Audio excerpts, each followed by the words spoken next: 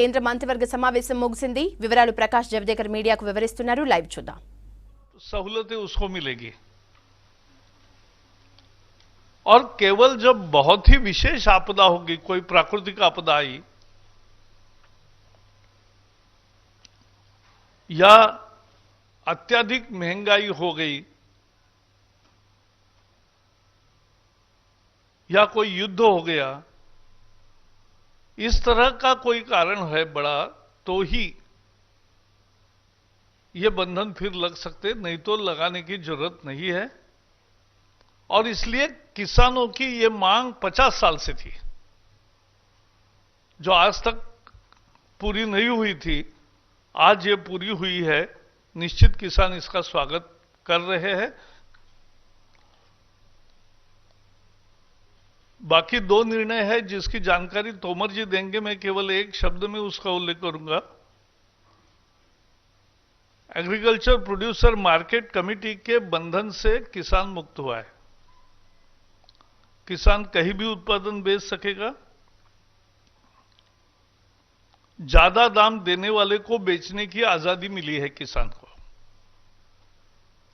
और एक one nation one market की दिशा में हम आगे बढ़ रहे हैं, जिसकी जानकारी बहुत अच्छा कानून आज अध्यादेश की चर्चा हुई है।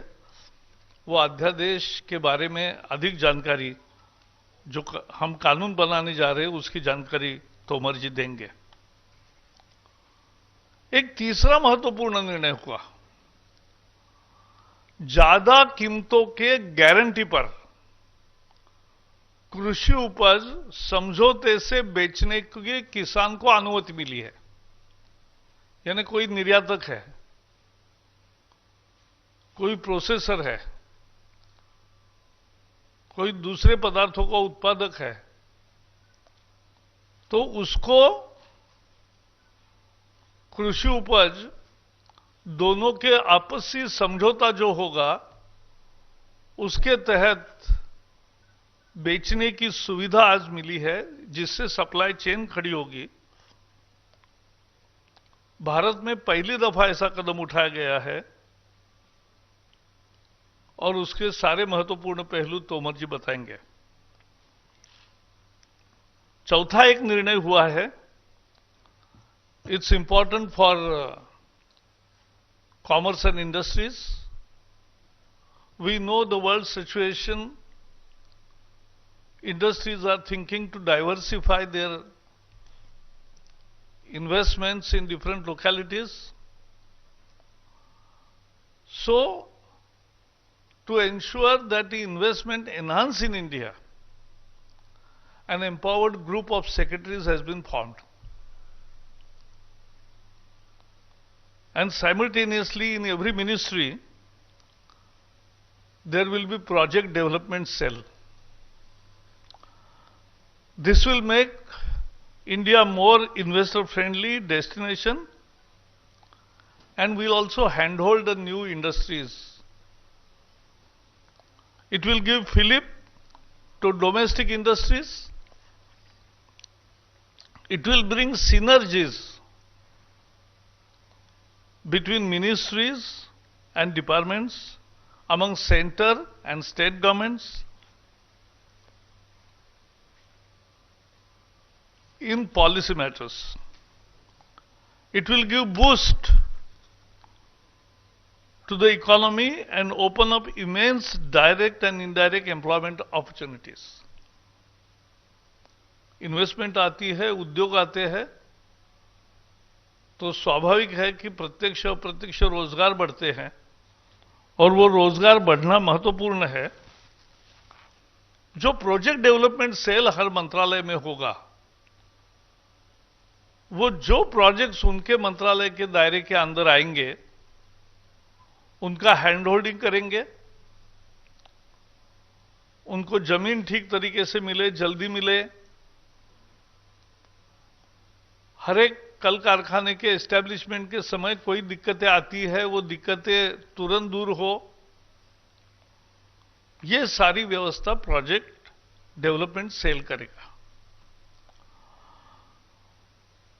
पांचवा एक महत्वपूर्ण निर्णय था, 11 जनवरी को श्यामा प्रसाद मुखर्जी जो भारत के पहले मंत्रिमंडल में भी मंत्री थे और जिनका कश्मीर में बलिदान हुआ,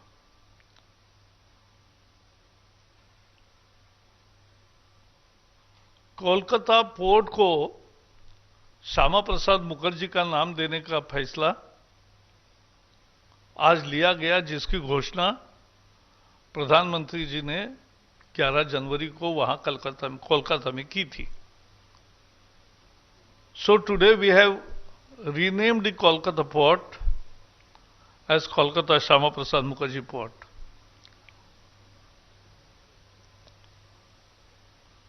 एक छठे निर्णय के अनुसार फार्माकोपिया कमीशन की स्थापना का निर्णय हुआ है। Pharmacopoeia commission for homeopathy and Indian medicine है। आयुष मंत्रालय की 2 लैब्स है गाजियाबाद में। ये 2 लैब्स का भी इसके साथ मर्जर हो रहा है और इससे this will ensure optimum utilisation of infrastructure, financial resources, human resources, and it will ensure standardization of Indian and other drugs. So the consequential changes which were required in drug and cosmetic rules, we have today decided to make necessary changes in the rules also. तो आज की बैठक में किसानों के लिए 3 बड़े निर्णय हुए और उसके साथ साथ इन्वेस्टमेंट देश में आए, इसके लिए भी निर्णय हुआ और कोलकाता एयरपोर्ट का नाम और उसके साथ साथ फार्माकोपिया कमीशन, ये भी 2 महत्वपूर्ण निर्णय हुए। तो इसमें आत्मनिर्भर पैकेज की भी जो घोषणाओं को आकार देने का काम किया है और कुछ उसके बाहर के भी है। अंत में इतना ही कहूंगा कि मोदी सरकार ने किसानों का हमेशा पक्ष लिया है, चाहे वो पीएम किसान हो 6,000 रुपए भेजने वाला, या नीम कोटेड खाद हो, या सॉइल हेल्थ कार्ड हो, या ज्यादा क्रेडिट हो, या किसानों के लिए अनेक सुविधाएं तैयार की है। तो इसलिए ये किसान हितैषी सरकार है। मैं अब तोमर जी को दरख्वास्त करूंगा कि जो 2 महत्वपूर्ण उनके विभाग के निर्णय हुए हैं उसकी वो जानकारी देंगे।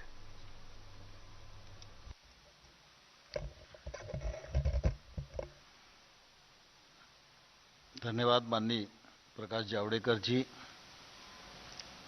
आदरणीय संजय अग्रवाल जी, आदरणीय दंतवाला जी और उपस्थित सभी मित्रों।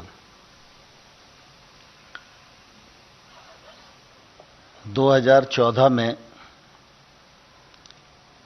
प्रधानमंत्री नरेंद्र मोदी जी अपने दायित्व को संभाले थे।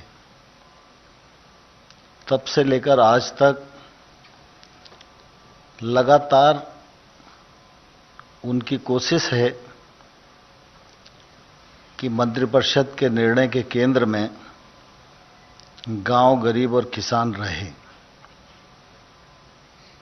गरीब की ताकत बढ़े, किसान की ताकत बढ़े, खेती मुनाफे में आए, किसान की समृद्धता हो, गांव में संपन्नता हो, जिससे कि देश हमारा आगे बढ़ सकने में सक्षम हो। इसलिए गत 6 वर्षों में गांव के सर्वांगीण विकास और किसान की समृद्धि की दृष्टि से अनेक निर्णय हुए हैं, जो समय समय पर आप सबके सामने निर्णयों के रूप में आते रहे हैं, जिनका क्रियान्वयन ठीक प्रकार से हो रहा है। हमारे देश में किसान की बात हमेशा होती रही है। अन्नदाता कहकर हम पुकारते रहें और जो संभव समय समय पर निवेश हुआ वह निवेश भी किया जाता रहा है। लेकिन इसके बावजूद भी हमेशा ये बात ध्यान में आती है कि किसान की माली हालत ठीक नहीं है। उसके अनेक कारण हैं। किसान परिश्रम करता है, पूंजी लगाता है, लेकिन समय समय पर उसको प्राकृतिक प्रकोप का भी भागीदार बनना पड़ता है। यदि फसल बीमा के माध्यम से उसके नुकसान की भरपाई की जाती है, लेकिन हम सब जानते हैं कि जितना नुकसान होता है सामान्य तौर पर वो कवर नहीं हो पाता। और दूसरी तरफ अगर हम देखेंगे तो किसानी के क्षेत्र में जो निजी क्षेत्र का निवेश होना चाहिए उस दिशा में हमारा